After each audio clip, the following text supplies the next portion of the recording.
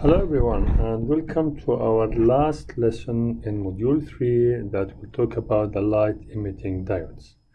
So what is a light emitting diode? It's nothing but a diode that emits light when it is in the forward biased mode.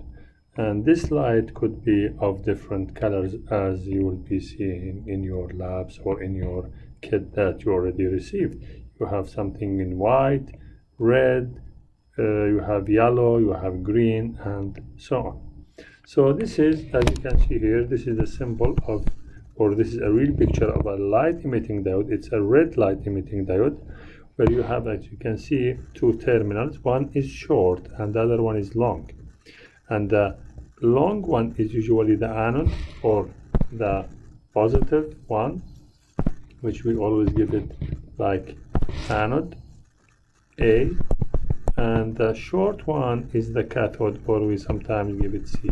So this is the negative, or the cathode, this is the positive, or the anode. And usually it has this symbol, so it's nothing but a symbol of a diode. And this diode will be having just few arrows of, looks like a light. So this is my anode, this is my cathode.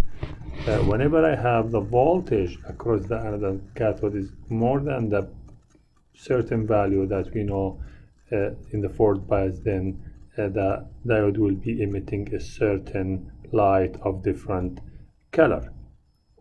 Now, it's so important to take care when you connect an LED in a circuit. You cannot just directly connect. In general, I cannot connect a certain power supply here to an LED diode, so that otherwise you may damage your diode. If the current is high enough with that voltage level, it may be hard enough to damage your light emitting diode. So it's always preferable that we do put a certain resistance so that we are 100% sure that the diode is protected against high currents.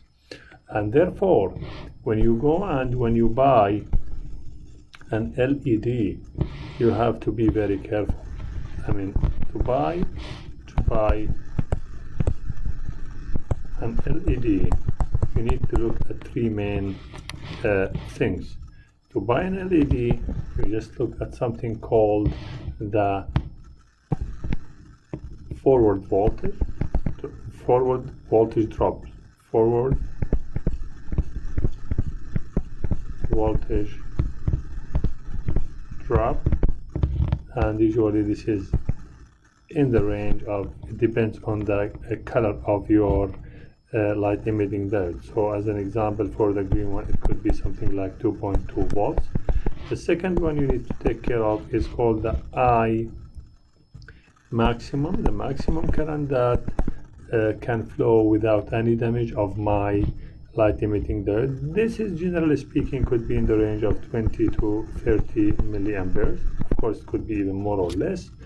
And the last thing is, so this is number one, this is number two, and the last thing is what we call it the luminous intensity. So the luminous intensity, and this is usually, could be in the range of 15, let's say 1,000 to 20,000, okay, MCD. So these are very important three parameters you have to take care of when you go and you buy your LED. So if we would like to take an example here and see what can we do. For example, here I have an example. I will say in this example, okay, let me just take this away. Okay, so in our example, what we have, I have a circuit for a battery of 9 volts. This is what I have in my lab, and I want to connect it to an LED through a certain resistor. So this is my LED, and this is how to connect it. The question says that the voltage VF for this diode, the forward voltage drop is approximately 2.2 volts, and the current, which is the maximum current that it can withstand, is approximately 20 milliamperes, and the current I needed is only equals to 10 milliamperes.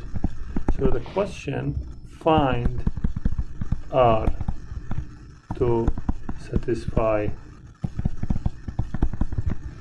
these conditions.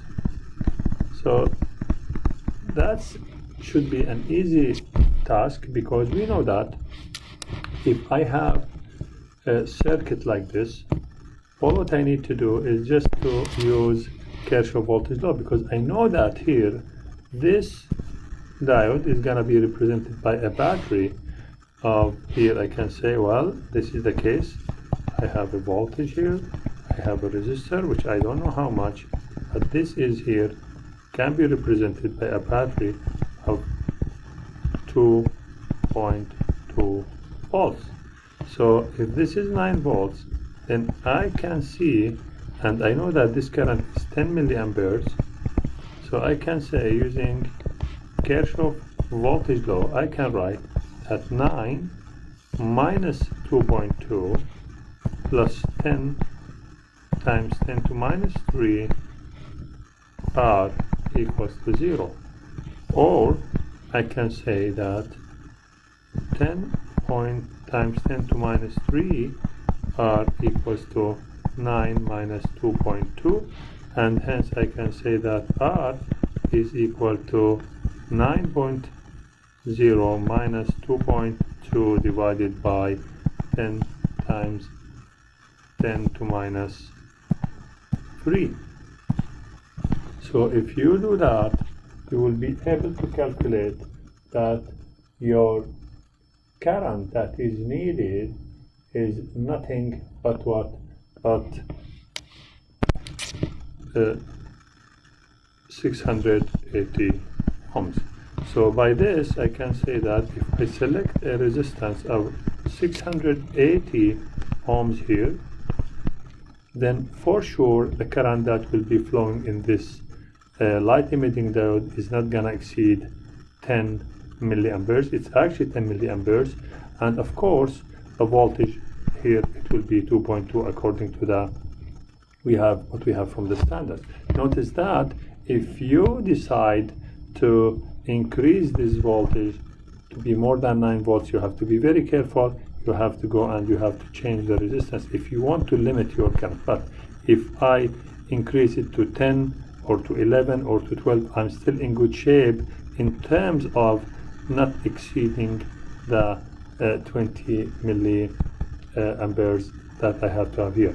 I can change R to lower values. Of course, lower values means that the current will be more, or if I just change this one to higher values, then I still have the current definitely will be going up. So as an example, if I said, okay, if I take this current here, sorry, this voltage, keeping the same numbers, so this is now 680 ohms, and this I know that it's 2.2 volts, then if the voltage here is equal to 14 volts, so what will be my current in the light emitting diode?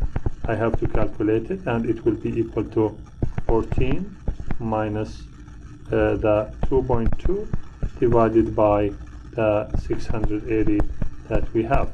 Calculate, the current will be equal to 17 point, let's say 25 milliamperes, which is less than your maximum current that is allowed in this light emitting diode.